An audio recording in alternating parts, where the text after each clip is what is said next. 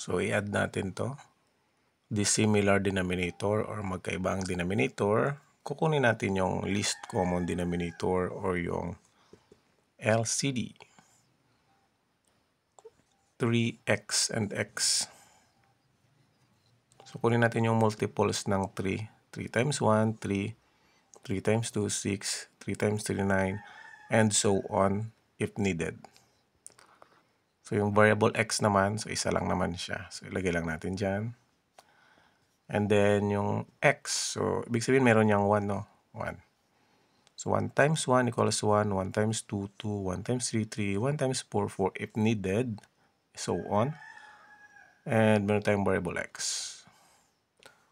So, hanapin na natin yung least common denominator. Yung pinakamababa na magkapareho. We have 3. And then, sa variable x. 3x ang ating LCD.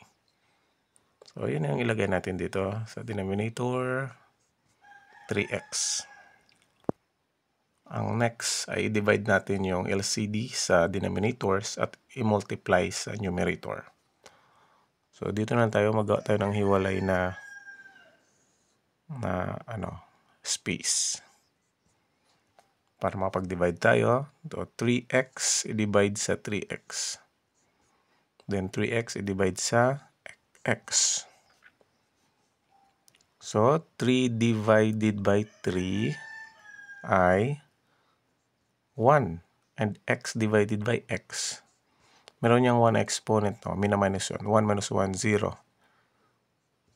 So, yung x na may exponent na 0 ay magiging 1 na lang yan.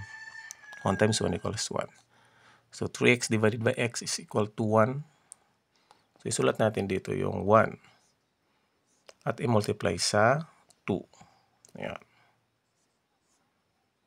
Okay, dito naman. So, meron niyang 1 na kapag walang kasama. So, 3 divided by 1 is 3. X divided by x is equal to 0.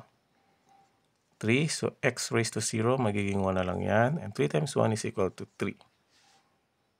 So, magiging plus 3 dito. At i-multiply sa 4.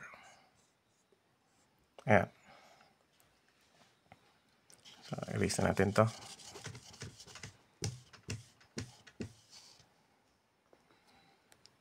Okay, so 1 times 2 is equal to 2 plus 3 times 4 is equal to 12 over 3x.